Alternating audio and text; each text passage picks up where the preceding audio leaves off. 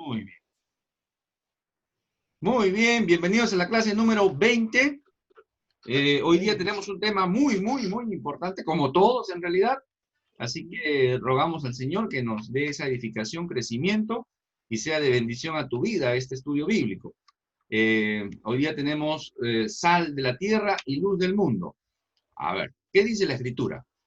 Vosotros sois la sal de la tierra, pero si la sal se vuelve insípida, ¿con qué será salada? Para nada es buena ya, sino para ser echada fuera y pisoteada por los hombres. Vosotros sois la luz del mundo, y una ciudad asentada sobre un monte no puede ser escondida. Tampoco encienden una lámpara y la ponen debajo del almud, sino sobre el candelero, y alumbra a todos los que están en la casa. Así alumbre vuestra luz delante de los hombres, de forma que vean vuestras buenas obras y glorifiquen a vuestro Padre que está en los cielos. Este es el pasaje bíblico que vamos a estudiar el día de hoy. ¿De acuerdo? Comencemos sin mayores preámbulos.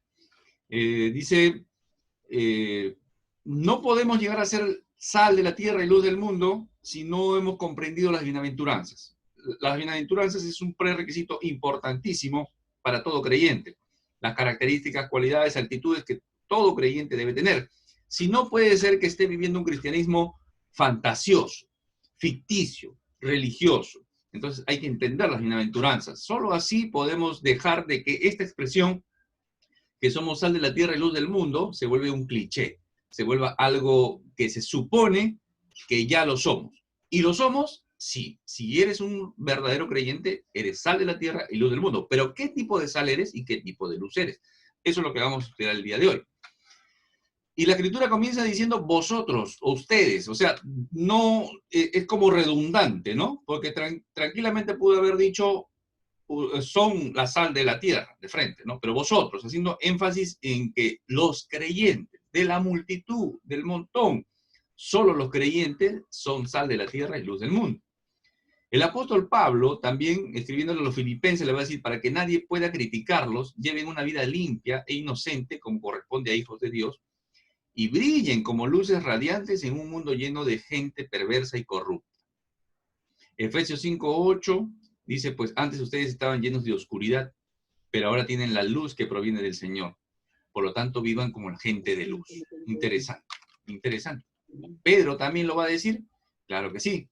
Procuren llevar una vida ejemplar entre sus vecinos no creyentes, entre su prójimo. Así que por más que ellos los acusen de actuar mal, verán que ustedes tienen una conducta honorable y le darán honra a Dios cuando Él juzgue al mundo. Interesante, interesante. Y podríamos mencionar más pasajes en relación a este. Y hay siempre hay el contexto negativo, ¿no? En cuanto a la sal y en cuanto a la luz. Eso lo vamos a ver. El versículo 13 dice, vosotros, ustedes, los creyentes, los discípulos, los verdaderos, los nacidos de nuevo, nacidos de lo alto, sois, haciendo referencia no a un futuro, sino a un presente. El verbo está en presente.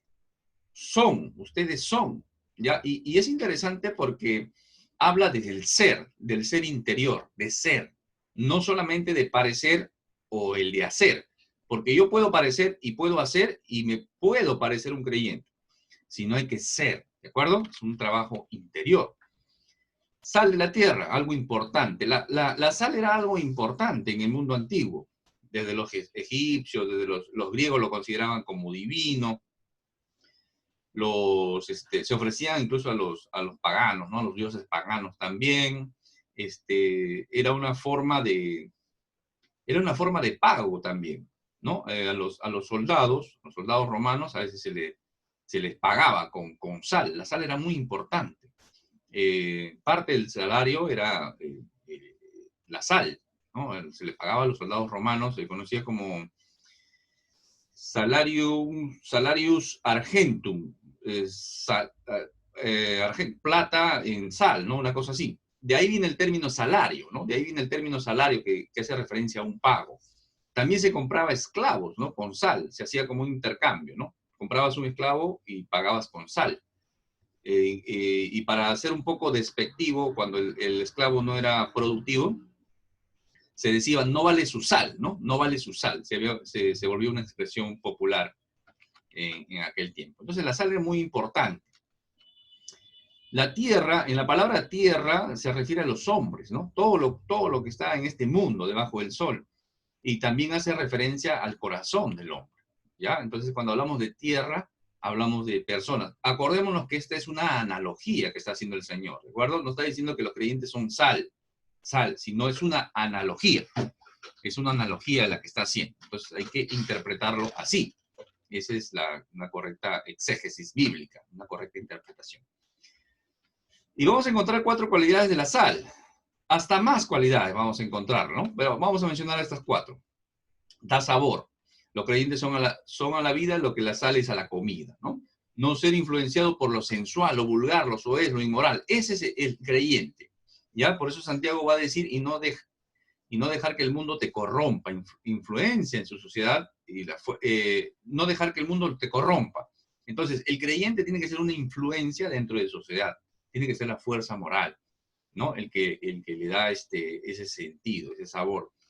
Cuando hablamos de ser influenciado por lo sensual, no hablamos solamente del tema sexual, sino puede ser que sea un creyente, un cristiano sensual, en el sentido de satisfacción de sus sentidos, ¿no? Que le gusta ver, que le gusta oír, que le gusta hablar, es para el mal, ¿no? Para el mal. Entonces, ahí el creyente tiene que estar dando sabor. Ahorita vamos a aclarar estos puntos, ¿ya? El creyente debe reflejar el carácter hermoso, atractivo e irresistible de Cristo. Colosenses 4:6 dice, sea vuestra palabra siempre con gracia, sazonada con sal, para que sepáis cómo debe responder a cada uno. Haciendo referencia, esta palabra sal no se usa mucho en la escritura, pero en el mundo griego se usaba bastante para el término de ingenio en hablar, en responder, ¿de acuerdo? Muy bien, a ver, otra característica. Promueve la pureza en relación a lo blanco, a lo limpio, ¿no? El Levítico dice, sazonarás con sal toda ofrenda que presentes, no harás que falte jamás de tu ofrenda la sal del pacto de tu Dios. En toda ofrenda tuya ofrecerás sal, eso es lo que dice el Levítico, o sea, hay la palabra, está la sal como parte de la ofrenda. Hay que cuidar, irradiar la pureza en todas las áreas de nuestra vida, ¿no? En nuestro hablar, nuestro pensamiento, nuestras emociones, nuestra conducta. ¿Qué más? Otra cualidad de la sal, produce sed. En la vida del desierto era muy importante para que las personas puedan retener líquidos y tener esa necesidad de agua en su cuerpo. Entonces se producían, comían sal, compartían sal, era un signo de amistad también. Entonces el creyente debe producir esa sed de Dios. La sal de la tierra son personas, ya lo explicamos, la sal no sala a sí mismo, la sal no tiene que estar en contacto con otro, la sal con sal es sal, pero la sal tiene que estar en contacto con otra cosa, ¿no? Entonces ahorita vamos a explicar eso. El 4 produce el ardor en una herida también, ¿no? Entonces el Evangelio debe confrontar el pecado. Todas estas cualidades de la sal o características de la sal son interesantes, ¿no? El sabor, la pureza, la sed, el ardor. Y podríamos de repente encontrar otras más, ¿no? Su blancura, su pureza, otras cosas más, otras cualidades más en cuanto a la sal. Y yo soy respetuoso de los teólogos, grandes teólogos que comentan y hacen bastante énfasis en eso, incluso en las prédicas. Yo he escuchado bastante en la prédica esto, ¿no? Que el sabor, que hay que dar sabor. Pero en realidad, el Señor Jesucristo consideramos que no tenía tanto en mente eso, ¿no? Porque incluso podríamos contradecir algunos de estos puntos. Por ejemplo, el que darle sabor, por ejemplo. ¿Darle sabor en qué sentido? En ir dándole alegría, gozo o compartir con el mundo. Y en realidad el creyente siempre ha sido despreciado, menospreciado. Entonces no es atractivo en realidad. De repente sin la pureza, en generar la sed, o de repente el generar el ardor en una herida abierta, ¿no? Porque el mundo está herido de muerte, está muriendo. El mundo siempre está herido de muerte, que es el pecado. Entonces, si nosotros no somos sal, no vamos a generar ese ardor y no los vamos a hacer conscientes de que están heridos de muerte, que están caminando hacia la muerte, y que están condenados a muerte. Entonces, que solamente a través de Jesucristo pueden alcanzar salvación. Entonces, lo que realmente considero yo, y en mi humilde opinión, es que Cristo tenía en mente esta cualidad de la sal, que la sal es antiséptica, que genera, preserva la corrupción. Detiene la corrupción en la idea, ¿no? Previene la corrupción. Antes no había refrigeradoras. Entonces aquí es interesante este ejemplo porque antiguamente, de ahí la importancia también de la sal. No había refrigeradoras. Entonces, ¿qué se hacía para conservar la carne, los pescados? Salarlos. Bueno, en nuestra serranía, en la selva también, algunas comunidades, algunos pueblos, aldeas, todavía se sigue haciendo esto, ¿no? De salar, ¿no? La carne salada, pescado salado. Entonces, era muy importante. No había refrigeradoras para preservar. Entonces, ¿qué hacía la sal? Preservaba ¿de qué? De la corrupción, de que la carne no se pudra. Entonces, siguiendo la analogía, el Señor Jesús está diciendo hay que evitar la ruina moral y espiritual del mundo, de la tierra, de los hombres. Mantiene el mundo saludable y retarda el juicio. Es interesante cómo nosotros, si realmente somos sal, vamos a tener un mundo saludable, una comunidad saludable, un país saludable, ¿no? Pero si realmente el mundo se comienza a corromper y el cristiano no está salando, es interesante, a veces en algunos lugares las estadísticas, la cantidad de cristianos que hay, pero sin embargo la cantidad de inmoralidad que se produce. Entonces es un cristianismo que no está salando. Y definitivamente eso trae juicio.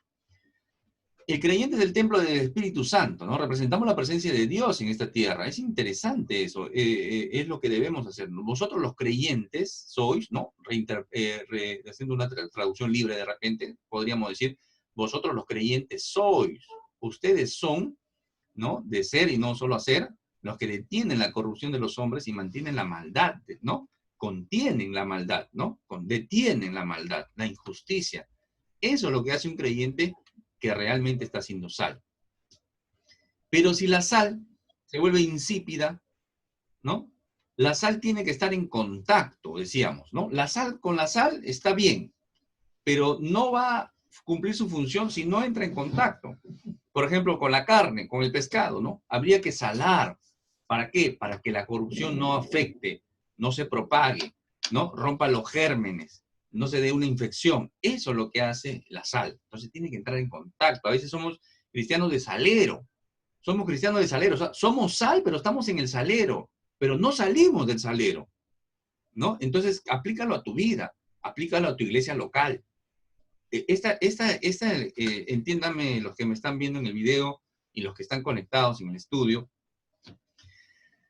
Este es un mensaje para todos los que están escuchando y están viendo. Escuchando o viendo. ¿De acuerdo? Es para todos. Pero en realidad es exclusivamente para ti. Entonces, cuando escuches un estudio, una prédica, ¿no? Cuando se estudie la palabra de Dios, aplícalo y entiéndelo para ti. Es para ti.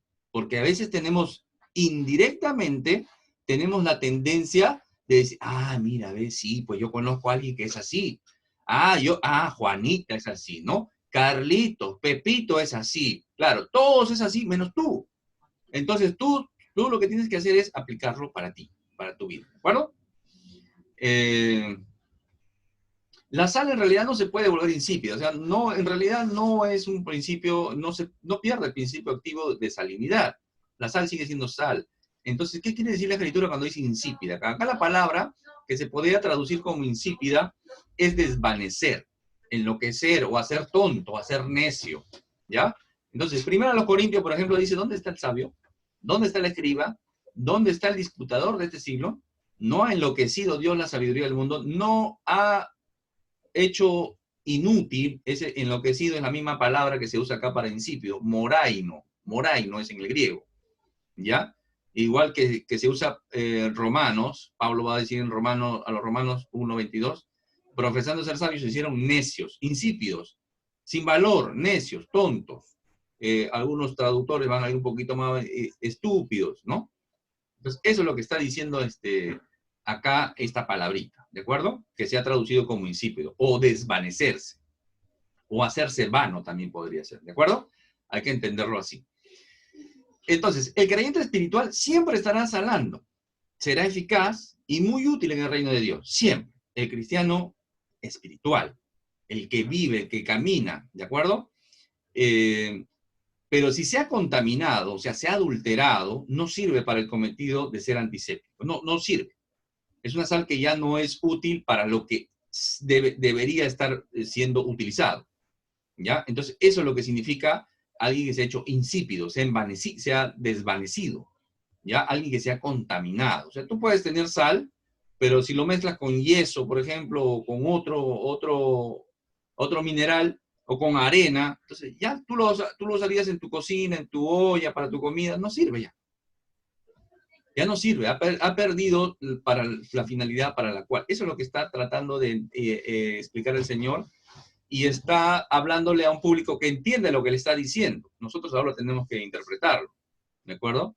Entonces, ¿para qué sirve? Dice, para ser echado fuera y pisoteado para los hombres. Cuando ya perdía ese principio, o había sido mezclado, o adulterado, o como se extraía del mar muerto, a veces tendía a volverse húmedo, ¿no? No sé si han visto ustedes la sal húmeda, pero mezclado ya, como una salguera, creo que es.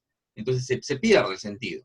Entonces, ¿qué hacía con esa sal? No sirve. Entonces, ¿qué? Se tiraba. Pero el judío o el de Medio Oriental tenía bastante cuidado de no tirar la sal en cualquier sitio. Te la tiraba en el camino. ¿Por qué? Porque la sal quedaba en la superficie, después se ahondaba y ese suelo quedaba árido. Entonces ya no crecía plantas ahí. Entonces, ¿qué se hacía? Por eso que se echaba en los caminos, por donde caminaba la gente y se hacía un camino.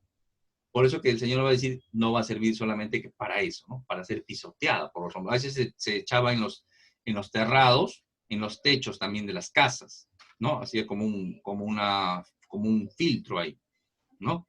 Entonces, para eso servía. Ya no cumple. Entonces, puede ser que haya creyentes así. Ahora vemos el siguiente aspecto, el siguiente punto, que es la luz del mundo. Ustedes son la luz del mundo, ¿no? Volvemos ahí a Efesios 5:8, porque en un tiempo erais tinieblas. Así éramos antes, tinieblas. Pero ahora somos luz en el Señor, andar como hijos de luz. O sea, somos reflejo de la luz de Cristo. No es que yo tengo mi brillo propio, sino que yo soy un reflejo de la luz de Cristo en mi vida. Entonces, mi luz, la luz que irradia la verdad, el conocimiento de Cristo, la verdad de Dios, el Evangelio, va a depender mucho de cuánto estoy reflejando a Cristo en mi vida. ¿Ya? A veces nosotros miramos desde afuera y decimos, sí, el predicador, buen predicador, buen teólogo, buen pastor, buen guía, buen líder, como lo quieras llamar. Pero no te ves tú. En realidad, no es para él nada más, es para toda la iglesia. Todos como iglesia debemos ser. Pero es la luz de Cristo, ¿no? El Señor Jesús va a decir en Juan, Evangelio según San Juan, capítulo 8:12, otra vez Jesús les habló diciendo, yo soy la luz del mundo, el que me sigue no andará en tinieblas, sino que tendrá la luz de la vida, la luz de la Zoe, de la vida sobrenatural. El salmista va a decir, porque contigo está el manantial de la vida. En tu luz veremos la luz, dice. En tu luz entenderemos, en tu luz te conoceremos. Primera de Juan 1:5-7. Este es el mensaje que hemos oído de él y os anunciamos. Dios es luz, fos en el griego, y en él no hay ninguna tiniebla. O sea, en Dios no hay ninguna tiniebla. Pero si decimos que tenemos comunión con él y andamos sin tinieblas, mentimos. Y no practicamos la verdad.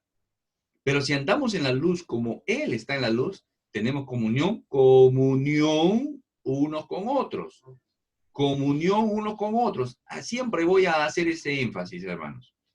Porque ¿quién es el enemigo? Como dice el dicho, ¿no? El enemigo de un hombre es otro hombre. El enemigo, llévalo a tu nacionalidad, ¿no? El enemigo de tu nacionalidad es otro de la misma nacionalidad. El enemigo a veces de un creyente es el mismo otro creyente, ¿no?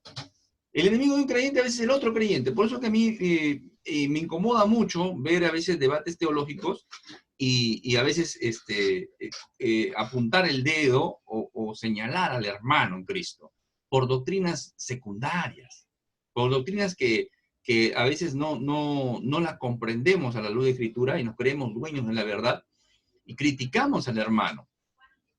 Entonces, o renegamos con el hermano. Entonces, el Señor a qué nos ha llamado a comunión unos con otros. Y la sangre de Jesús, su Hijo, nos limpia de todo pecado. Comunión unos con otros. ¿Cómo conocerán que son mis discípulos? Si se aman los unos a los otros. Y había grandes hombres a lo largo de la historia que decían, mira cómo se aman. Mira cómo están dispuestos a morir unos por otros. Así decían, así se conocían los discípulos de Cristo. Y así debería seguir siendo. El salmista va a decir, tu palabra es una lámpara que guía mis pies y una luz para mi camino, ¿no? Lámpara es a mis pies tu palabra y lumbrera mi camino, dice Reina Valera.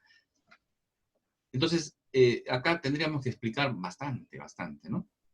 Pero entender que es la luz de Cristo, la luz que nos ayuda a caminar y reflejar esa vida, la vida cristiana. Dice, ustedes son la luz del mundo, ustedes son la luz del mundo. La iglesia debe brillar en la sociedad. Nuestra sociedad debe estar impactada. No, la iglesia no está separada, no es un monasterio, no es una comunidad apartada. El Señor seguramente estaba pensando también en las comunidades esenias, ¿no? Que se iban, vivían alejados, apartándose del mundo, pero si el corazón está corrupto, tú te puedes ir a Marte si quieres, y vas a llevar la maldad de tu corazón a Marte. Entonces, es un tema de corazón. Solamente Cristo puede limpiar nuestro corazón, puede darnos un corazón limpio, un corazón nuevo, ¿de acuerdo? Entonces, la iglesia tiene que contribuir, tiene que ser luz en su comunidad. Yo recuerdo un profesor que tuve que nos enseñaba, ¿no? Que guiaba una iglesia local y nos decía, pues, ¿no? Que él se llevaba muy bien con su comisaría, se llevaba muy bien con el municipio, se llevaba muy bien con el vecindario. Y siempre estaba bien, y siempre le estaban diciendo, necesitas algo, te podemos apoyar. Esa iglesia estaba relacionada con su sociedad, con sus autoridades. Es interesante eso, ¿no? Obviamente a veces había necesidad. Mira, tengo disponibilidad en el auditorio tales días. Oye, ¿me lo puedes prestar tal día? Tengo una reunión con mis hombres, ¿no? Con la gente de mi comisaría. No se le prestaba al local. Entonces, había una comunión, una unidad. Entonces ya había eso de influenciar. La iglesia debe impactar su sociedad. Ahora, la iglesia como gente, ¿de acuerdo? Y la iglesia como congregación también. La sal detiene la corrupción, la luz debe brillar en lo alto. Ese es el criterio. Hay que evangelizar por inducción. Normalmente a veces hablamos, decimos, pero nuestras acciones no dicen eso. ¿De acuerdo? No dicen. Entonces hay que evangelizar con nuestras actitudes, con nuestro accionar, con las buenas obras. Eso es lo que tenemos que hacer, amándonos entre hermanos, ¿ya? Sin distinción de la madurez espiritual, ¿no? El Señor nos tiene que ayudar a crecer y es importante tener una iglesia local madura por eso. El Señor es el que nos va a dar el crecimiento, pero si soy un abandonado, no escucho la palabra, no la leo, no estudio, no converso con Dios, o no oro, ¿no? Entonces estoy viviendo una religiosidad. Soy un cristiano nominal, o de repente no lo soy. Siempre los voy a llevar a confrontar su cristianismo. ¿Por qué? Porque se ve mucho. En vez de la iglesia impactar al mundo, ¿no? Salir a impactar al mundo se está metiendo a la iglesia. Estamos haciendo totalmente al revés. Estamos de cabeza realmente. Todo está mal. La iglesia tiene que impactar al mundo, no el mundo meterse en la iglesia. Y eso abarca muchos aspectos que nos tomaría todo un estudio. La ropa, la manera de hablar, de comportarse. La gente cree que va al cine, la gente cree que está entrando a un teatro, la gente se va como le da la gana, la gente conversa y dice lo que le da la gana, la gente murmura, habla lo que le da la gana. Los líderes están de cabeza también. Entonces necesitamos venir a Cristo y volver a la Escritura. ¿Qué dice el Señor? ¿Qué dice el Señor en la Escritura? Claro, así tiene que ser. Hay grupos de WhatsApp de hermanos maduros, yo he tenido la oportunidad de participar en uno, donde, bueno, se buscan y se pasan cosas que nos edifiquen, pero no puede tener el criterio de mandar un mensaje que no está acorde a la Escritura. 1, 2, 3 veces, y no se puede pasar por alto porque es un hermano maduro. Yo no estoy hablando de un hermano nuevo, de repente me manda un fondo, una cosa bastante humanista. Es un hermano inmaduro que todavía está creciendo. La misma palabra lo va a ayudar a crecer. Entonces, cuando yo llamé la atención, no de mala forma, obviamente, en el amor del Señor, en vez de corregir al hermano, me corrigieron a mí, me llamaron la atención a mí. Entonces, yo argumenté que era un hermano mayor. A los hermanos que, yo he habido hermanos que yo me he reunido con ellos, entonces hemos tenido una conversación, hemos salido prácticamente sofocándonos, alterados un poco, ¿no? ¿Por qué? Porque confronté algunas cosas. Entonces los hermanos nos hemos tirado el teléfono, nos hemos molestado, todo, pero en el amor del Señor y el Espíritu Santo que nos une, nos volvió a juntar, nos volvió a unir, a pedirnos perdón y resarcir de repente lo que dijimos mal. Pero el pecado se expuso, el error se expuso y se tenía que corregir. Ese es lo importante. Entonces, ahora ya no hay corrección, no hay disciplina en las iglesias. No, déjalo nomás. Es un hermano de edad, ya es un hermano mayor. No es así. Justamente por lo que es mayor, es anciano en la fe, tiene que ser confrontado y corregido. ¿Por qué? Porque él puede ser una mala influencia para los que no son maduros, para los débiles de conciencia. Puede ser una mala influencia. ¿Se dan cuenta? Entonces es importante confrontar en el amor del Señor. No estoy diciendo que hay que ser ahora Django disparando, y tú eres un pecador. No, no, no. En el amor del Señor. Cada quien en la madurez que le corresponde. Eso tiene que ser. Entonces, eso se ha perdido en la iglesia. Por no ofender, para que no se vayan. Para que no se vayan. A mí me da mucha pena cuando alguien sale del grupo. Se salen del grupo de WhatsApp, se salen del grupo, se salen del ministerio, y a mí me da mucha pena. ¿Pero qué puedo hacer? No los puedo obligar. Esto se discierne espiritualmente. Hay hermanos que no les gusta que yo diga estas cosas, pero lo tengo que decir. Y Dios me libre, y Dios me ayude. Dios me ayude a mí también de no caer en esas cosas, pero yo lo tengo que decir, ¿no? Tengo que encaminarme a vivir de acuerdo a la Escritura y vivir lo que enseño. Si no, no tendría sentido. Entonces, el liderazgo es importante. El liderazgo es importante dentro de las congregaciones, las iglesias locales. Lucas 1:79 dice, para la luz a los que están en oscuridad y en sombra de muerte, y para guiarlos al camino de la paz. Filipenses, ahí está. Entonces, la analogía del sol y la luna es que en realidad nosotros no tenemos luz propia.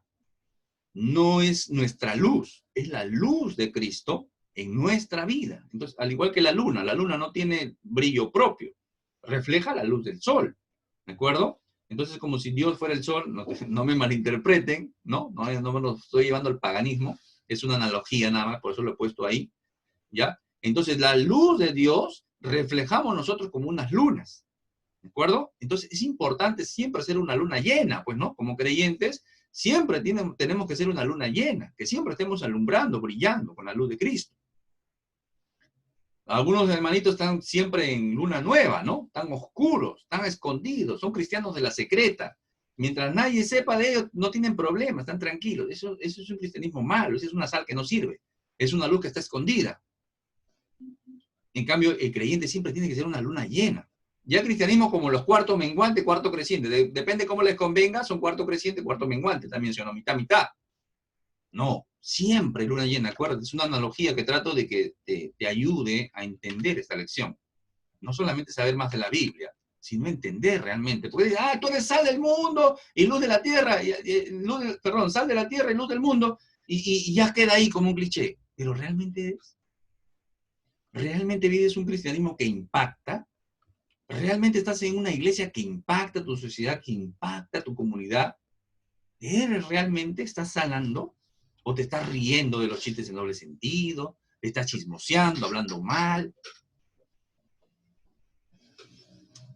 Seguimos avanzando.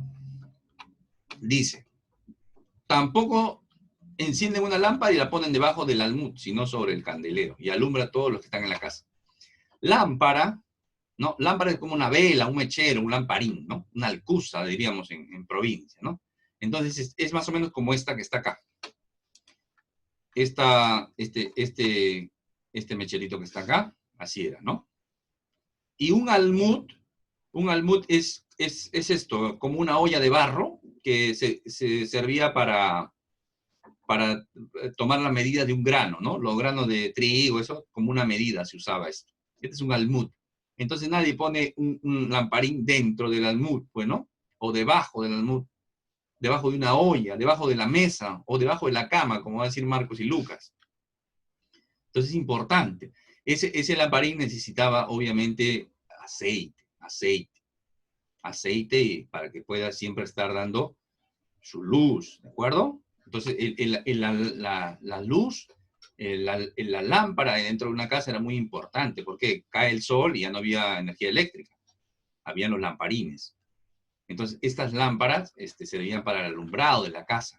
Normalmente las casas judías eran de una sola pieza, ¿no? Una sola pieza.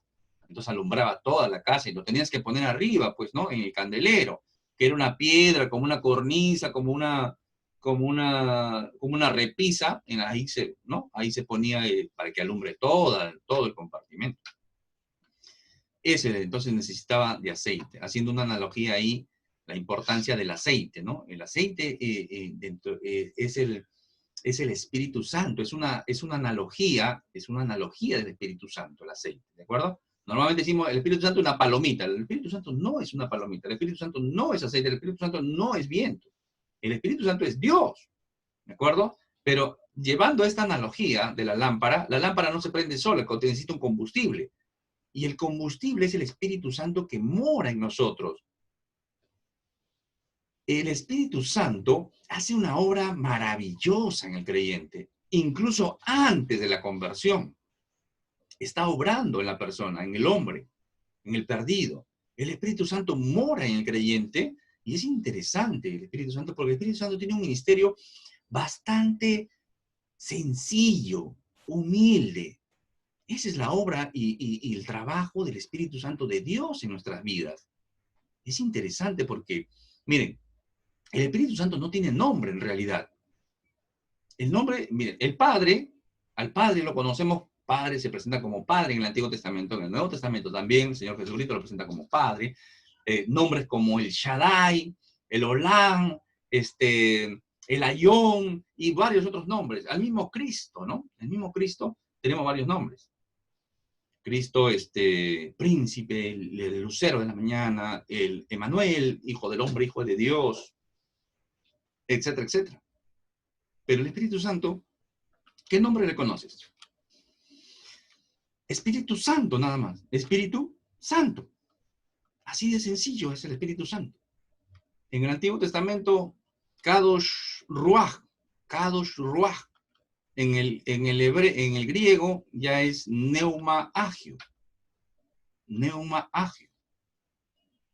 Espíritu Santo. Entonces, el Espíritu Santo siempre lleva las luces a Cristo. El Espíritu Santo es humilde, sencillo, no busca adoración, siendo Dios, pero lleva las luces a Cristo. Sin embargo, ahora yo lo menciono porque hay tantas cosas que se le atribuyen al Espíritu Santo y es insultar realmente al Espíritu Santo. Decirle manifestaciones extrañas que llaman la atención, manifestaciones totalmente estrombóticas, ¿no? Y dice, es el Espíritu Santo. El Espíritu Santo tiene un ministerio sencillo en el creyente, muy importante. Dios en tu vida ayudándote a caminar. Y se entristece, dice, cuando tú te pecas, cuando pecamos. Entonces, hay que entender la Trinidad. Dios nos permite estudiar. La luz tiene que estar en lo alto, dice, en un candelero, no debajo de una vasija, de una olla, debajo de la cama, no. El creyente debe ser luz dentro de la casa y a toda la ciudad. Tiene que ser luz que impacte, que enseñe, que capacite, que muestre la verdad. A la gente le fastidia.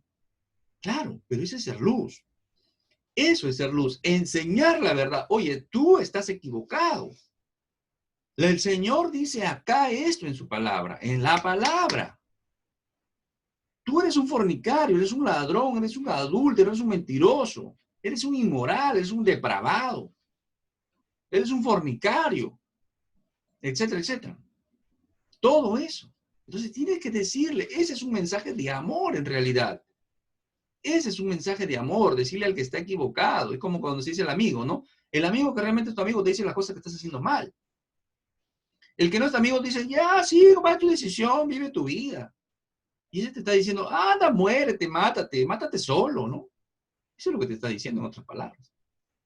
Entonces, a veces el creyente, la luz, no hay la tiniebla de todo el universo, de toda la creación y del mundo de maldad, no puede apagar una sencilla luz. No puede apagar la luz. Todas las tinieblas del mundo puede venir y no la puede apagar. Esa es la luz.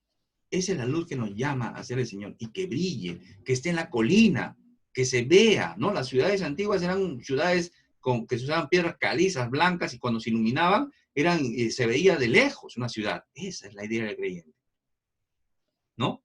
El aceite en las casas, ¿no? Ahí está la mujer virtuosa, ¿no?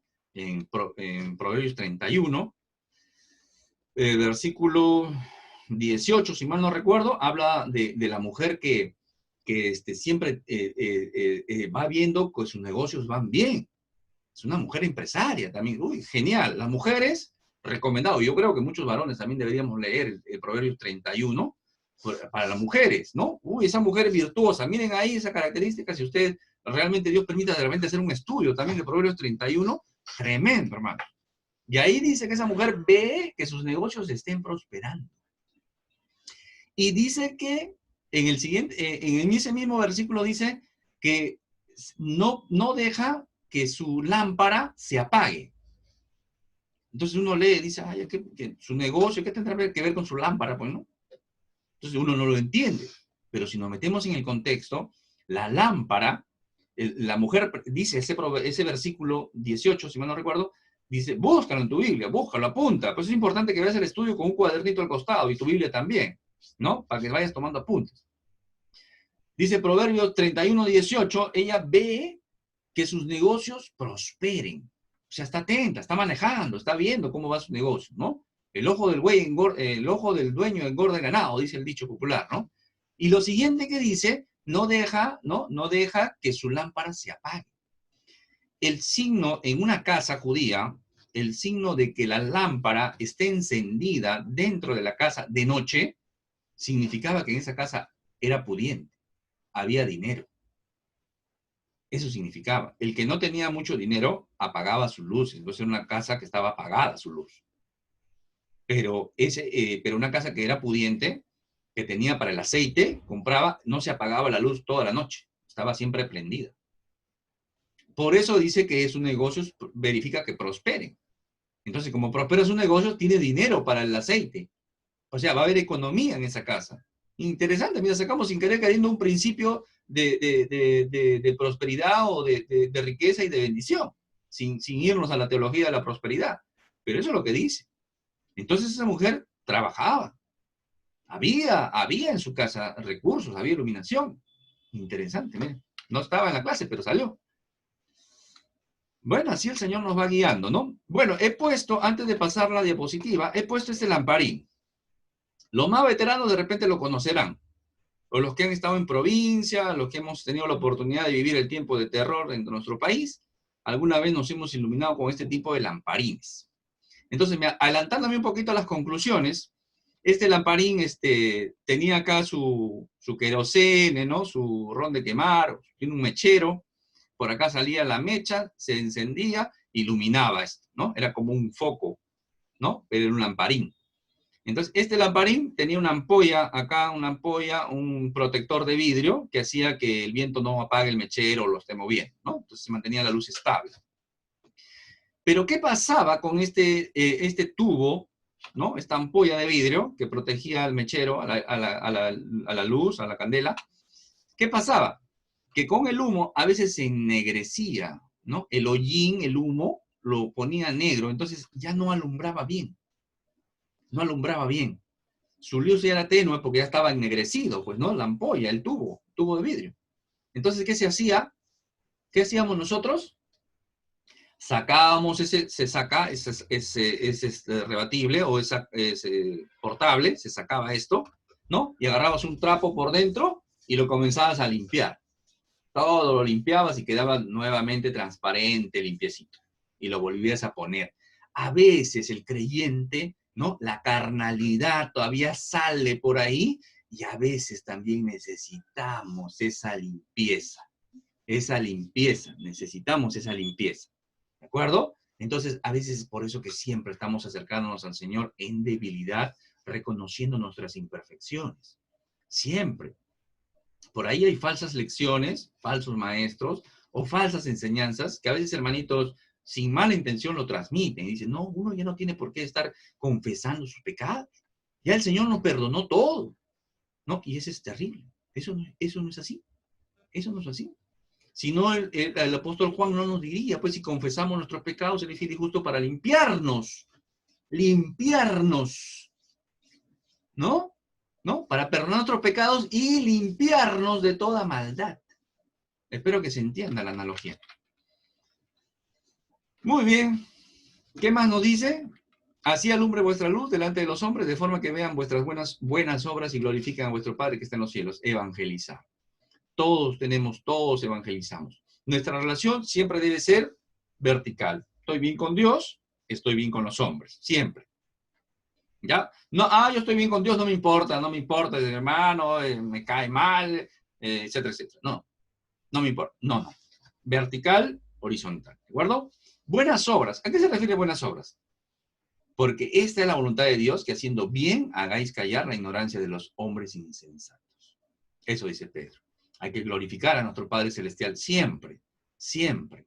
Todas las luces, toda la gloria tiene que apuntar siempre a Dios. Siempre a Dios. Yo hice algo bueno, gloria a Dios. ¿Alguien recibió una bendición? Gloria a Dios. ¿Alguien le salió bien algo? Gloria a Dios. ¿Me salió un trabajo? Gloria a Dios. ¿Me botaron del trabajo? Gloria a Dios. Siempre, siempre es la gloria a Dios. Había un rey que tenía un problema con otro pueblo, entonces fue al pueblo y habló tan elocuentemente, tan bien este hombre, que el pueblo, ¿no? El pueblo que era su enemigo, comenzó a adularlo. De como decir, esto no es voz de hombre, es voz de Dios, o sea, como quien diciéndole, es Dios que está hablando, ¿no? Y él dijo, bueno, sí, señores, pues así es, pues, ¿no? ¿Y qué pasó con ese hombre que no le dio la gloria a Dios? Dijo, al momento un ángel del Señor le hirió por cuanto no dio la gloria a Dios y expiró comido de gusanos. Este es uno de los Herodes. ¿Ya? Nieto ya del Herodes el Grande. Entonces, siempre la gratitud, ¿no? Por eso que Pablo va a decir a la iglesia en Tesalónica, dad gracias en todo, porque esta es la voluntad de Dios para con vosotros en Cristo Jesús. Agradece, siempre. Normalmente vamos a orar, hay que pedir, pedimos. No, hay más cosas que agradecer a veces que por pedir, sobre todo cuando es para uno mismo, ¿no? No se parece al padre, ya les conté esta historia, ¿no? De los africanos que aparecen con un bebé rubio, ojos celestes. Entonces el pastor le dice, oye, que la criatura, es nuestro hijo. No había aparecido. Entonces, a veces nosotros los creyentes también no reflejamos a nuestro Padre, no parecemos a nuestro Padre, no reflejamos a Dios y sobre todo no reflejamos a Cristo en nuestra vida. Va a depender mucho de cuánto Cristo esté en mi vida que yo refleje de Él, ¿de acuerdo? Entonces, terminando, dice, la sal va a evitar la corrupción, la luz alumbra, esa es la idea. La sal actúa por medio de nuestras vidas, la luz a través de lo que enseñamos, de lo que predicamos. La sal es antiséptica, detiene la corrupción. La luz expone la corrupción y la maldad, produce justicia, expone lo verdadero. Siempre donde va la verdad, ¿no? Es como cuando uno de repente va a un lugar, un almacén que nunca ha entrado, prende la luz y ¿qué pasa? Todas las cucarachas, los ratones, todos se comienzan a esconder. Esa es la luz. Entonces tu vida tiene que ser así. Llega María, ya María, ya cambié tema, llegó María, ¿no? Vas salando y vas alumbrando. Esa es la idea, detiene la corrupción de este mundo, el corazón del hombre. Pero la sal es antiséptica, no es aséptica, no quita, ¿de acuerdo? El único remedio eficaz contra el pecado es Cristo. Cristo. Si tú no estás en Cristo, no eres ni sal ni luz.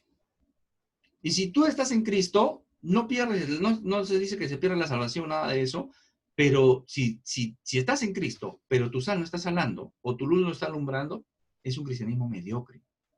Estás perdiendo recompensas, galardones.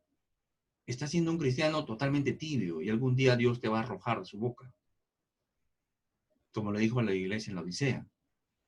Entonces, es importante que el cristiano esté salando, que no sea un cristiano de la secreta, que no esté escondido, ¿de acuerdo? Entonces, ese es un cristianismo que impacta en su casa, en su sociedad, su comunidad, su iglesia, su congregación. Esa es la idea. Espero que se haya entendido eso realmente de ser sal y de ser luz. No es un título, es un accionar, es un accionar. Solamente Cristo puede quitar el pecado. Solamente tú que has entendido que es ser un pacificador, vas a actuar bien. Tú que tienes un corazón limpio, ¿de acuerdo? Y todas las promesas que tienes en Cristo de las bienaventuranzas son tuyas, pero realmente tienes que tener esas cualidades de creyente. Solo así eres sal y solo así eres luz. Entonces, Cristo dice, ven a mí, sígueme, aprende de mí, permanece en mí. ¿Cómo vamos a... ven a mí, ¿por qué? Porque solamente en Él hay salvación. Yo soy el Redentor, solamente Jesucristo es el Redentor, solamente en Jesucristo hay salvación. Sígueme, sígueme, porque yo soy Señor, yo soy tu Señor. Aprende de mí porque soy tu Maestro. Permanece en mí para vida. ¿Cómo vas a permanecer en Cristo si no aprendes de Él? ¿Cómo vas a permanecer en Cristo si no sabes de Él? Si no sabes cómo es Cristo, no sabes cómo es tu Señor, ¿cómo vas a aprender de Él? ¿Y cómo vas a aprender de Él si no le sigues tampoco? Y si no le sigues, es porque no has venido a Él. ¿Te das cuenta? Hay una secuencia interesante acá. Entonces, ven a Cristo, síguele, aprende de Él y permanece en Él, permanece. No tires la toalla, no desistas. Ven, ven, esto es para valientes. Nuestra próxima lección, Cristo y la ley. No seamos entonces, amados hermanos, cristianos de la secreta, cristianos anónimos, ¿no? Tomando un poquito esto, cristianos que estamos escondidos, cristianos que somos convenidos. Cuando nos conviene somos cristianos, cuando no nos conviene nadie sabe que somos cristianos. Tenemos que ir salando, tenemos que ir deteniendo esa corrupción del corazón de este mundo, de la maldad, y alumbrando con el conocimiento de Cristo. ¿De acuerdo? Muy bien. Si quieres ser parte de este ministerio, escríbeme un correo para poder agregarte al grupo de WhatsApp y todos los estudios que estamos llevando y haciendo. Bueno, fue con ustedes Jorge Campos, siervo del Señor Jesucristo.